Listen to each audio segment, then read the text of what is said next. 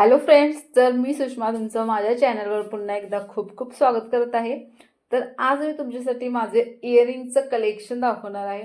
तर मला जास्त असे मोठे किंवा असे लोंबते कानातले आवडत नाहीत। तर हे माझे थोडेसे काही छान छान माझ्या आवडत्या इयरिंग्स आहेत। तर चला तर तुम्ही बघून घ्या तुम्हाला कोणत्या आवडतात किंवा तुमच्याकडे अशा इयरिंग्स आहेत का बघा।